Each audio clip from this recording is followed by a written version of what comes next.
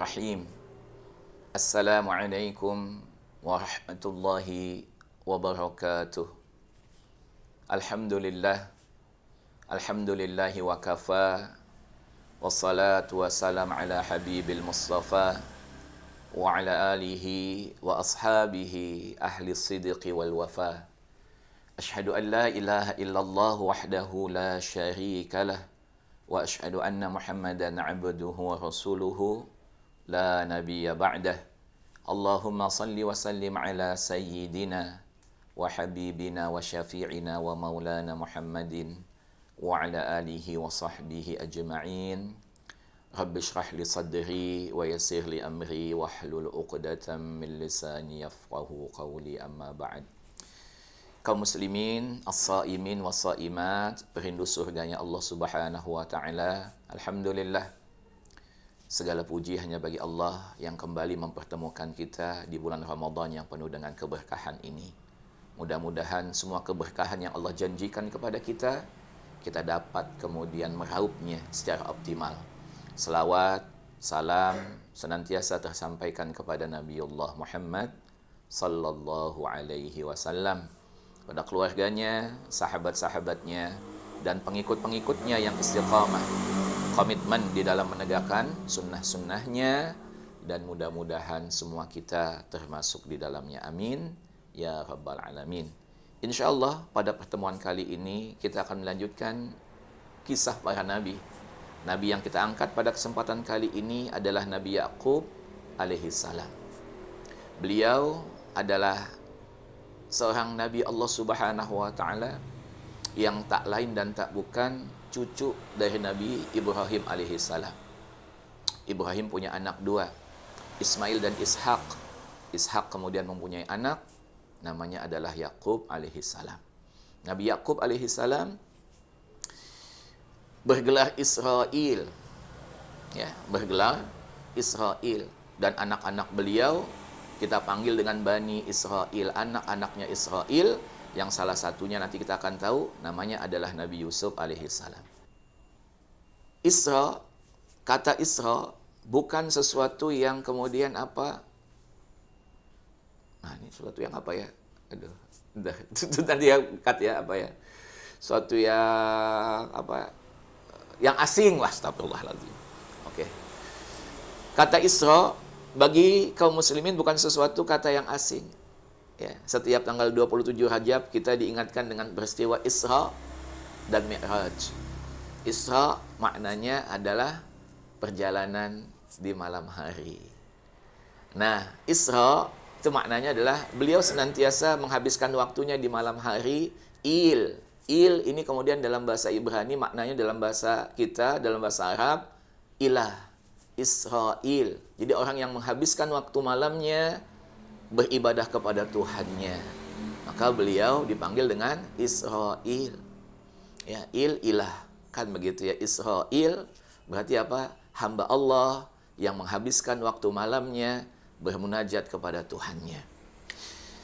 Ketika kita berbicara tentang Ya'qub alaihi salam, maka pasti kita akan berbicara tentang anak beliau pada waktu yang sama, yaitu Yusuf alaihi salam. Qala Allah Ta'ala berfirman, Inni ra'aitu ahada asyara kaukaba wasyamsa wal qamara ra'aituhum li sajidin. Yusuf di dalam mimpinya kemudian mengatakan, ayah, aku bermimpi melihat di dalam mimpiku itu 11 bintang matahari bersimpuh sujud di hadapanku. Maka ketika kemudian apa? Yusuf menceritakan kepada Nabi Ya'qub mimpinya, Nabi Ya'qub mengatakan, ya bunayya, la taqsus ru'yaka ala ikhwatika fayakidu laka kaida. Inna syaitana lil insani aduwwum mubin. Anakku, jangan kau ceritakan kisah ini kepada saudara-saudaramu. Kenapa? Karena kau kalau ceritakan kisah ini, pasti dia akan membuat makar atas dirimu. Kenapa? Karena cerita ini sesuatu yang sangat luar biasa. Yaitu benda yang tinggi, mentari, rembulan, dan bintang bersimpuh sujud ke hadapan Yusuf alaihi salam. Maknanya apa? Beliau akan menjadi pejabat tinggi. sebagaimana tingginya bulan, sebagaimana tingginya mentari, sebagaimana tingginya bintang.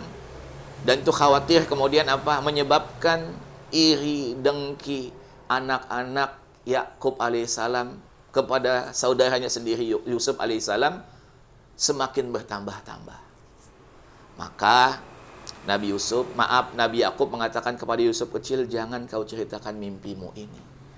Satu pelajaran dari ayat ini yang disampaikan oleh Nabi Yakub kepada anaknya, nggak semua mimpi-mimpi kita ceritakan kepada teman-teman kita. Kenapa? Karena bisa jadi kemudian ada orang yang hasut dengan kita dan mimpinya sama dan kemudian kedudukannya cuma satu, maka dia pasti akan menyingkirkan kita. Kalau kedudukannya banyak, ya aman. Kalau jadi pemimpin kan cuma satu. Kalau sudah cita-cita kita umpamanya jadi presiden, dari kecil sudah dipersiapkan dan cuma satu, bisa jadi kemudian apa? Ada orang-orang yang hasad. Dan ini memberikan pelajaran kepada kita juga bahwa penyakit hasad ini adalah penyakit yang paling berbahaya. Ya. Bahkan kita sama mengetahui bahwa iblis terusir dari surga itu bukan karena berzina, bukan karena membunuh. Dia terusir dari surga disebabkan oleh yang namanya penyakit hasad. Ana khairum minhu. Aku lebih baik daripada Adam alaihi salam. Dan ini yang Allah katakan lanjutannya, inna syaitana lil insani aduwwum mubin. Jadi kalau manusia dan jin kemudian sama penyakitnya, maka kemudian apa? Datanglah musuh Allah yang bernama iblis ini, syaitan ini merasuki yang namanya apa? Tubuh manusia. Dan dia tidak akan segan-segan untuk membunuh keluarganya sendiri. Jadi pelajaran yang pertama bagi kita, jangan ceritakan semua mimpi kita kepada semua orang. Kemudian yang kedua, pelajaran yang dapat kita ambil dari kisah Nabi Yakub alaihi salam, jauhi sifat hasad.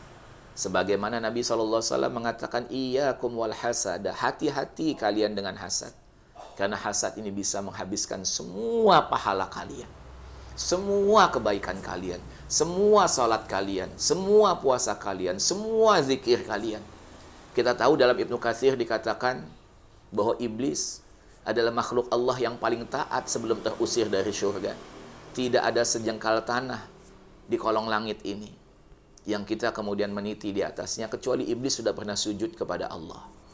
Tapi kemudian terusir dari surga, makanya kemudian apa? Dimasukkan ke dalam surga karena ketaatan dia. Tidak ada sejengkal tanah kecuali dia sudah pernah sujud kepada Allah.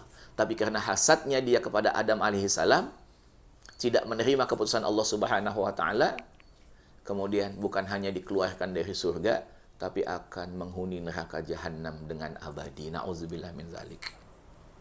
Kemudian lagi, kisah yang berikutnya, kisah tentang kemudian makar yang akan dilakukan oleh saudara Yusuf alaihi salam. Dia meminta izin kepada ayahnya. Qalu, mereka mengatakan, arsilhu ma'ana ghadan yarta' wa yal'ab wa inna lahu lanasihun. Wa inna lahu lahafidhun. Arsilhu ma'ana, putus dulu ini ya, nanti saya ulangi lagi.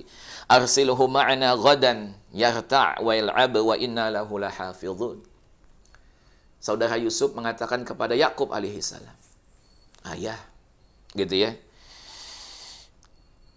sampaikan Yusuf kepadaku, biarkan Yusuf kemudian apa? Bermain bersama-sama dan bergembira besok dengan kami. Nabi Yakub alaihissalam memberikan isyarat di sini bagaimana? Beliau kemudian tidak mengatakan kamu ini anak para nabi loh, nggak boleh main-main. Tapi dalam ayat ini Allah menceritakan kepada kita Nabi Yakub tidak melarang anak-anaknya yang bahkan kemudian dari salah satunya adalah calon nabi untuk bermain-main. Artinya bermain-main di dalam Islam itu diperbolehkan. Ya, ini dalilnya surah Yusuf ayat ke-13, ketika ayah seorang nabi yang anaknya kemudian mau diajak bermain-main, walaupun kita tahu adalah tipu daya untuk menyingkirkan Yusuf alaihissalam, tapi kemudian apa? Nabi Yakub alaihissalam nggak masalah. Yang penting adiknya dijaga dengan baik dan dengan benar. Jadi kalau bermain silahkan, tapi tetap jaga iman. Ya kan begitu. Siapa bilang nggak boleh hangout, main-main? Silahkan. Yang pasti iman terjaga. Itu pelajaran yang berikutnya. Kemudian pelajaran yang ketiga, ketika kemudian Nabi Yakub alaihissalam mengatakan kepada anaknya, inni la yahzununi an tadhhabu bihi wa akhafu ayyakulahu dhi'bu wa antum anhu ghafilun. Yang aku takutkan itu bukan bermain-mainnya kamu, tapi yang aku takutkan adalah ketika kamu bermain-main, kemudian apa kau tinggalkan Yusuf, dan aku takut Yusuf kemudian akan dimakan oleh yang namanya serigala. Ketika dia mengatakan seperti itu, seorang nabi Allah Subhanahu wa taala, Yakub alaihissalam, yang hilang bukan hanya Yakub, yang hilang bukan hanya Yusuf, tapi juga yang hilang adalah penglihatan beliau. Jadi ketika kita mengatakan ini akhafu ayyakulahu dhi'bu, aku takut kemudian Yusuf dimakan serigala, bukan hanya kemudian hilang yang namanya Yusuf, tapi juga penglihatannya hilang. Tapi ketika beliau mengatakan wa ufawwidu amri ilallah, kuserahkan semua urusannya kepada Allah Subhanahu wa taala, ketika beliau melepas kali kedua anaknya Bunyamin, maka bukan hanya Yusuf yang kembali, tapi juga penglihatannya kembali. Jadi kalau kita menyerahkan urusan kita kepada Allah, maka pasti Allah Subhanahu wa taala akan mengembalikan apa yang telah hilang kepada kita.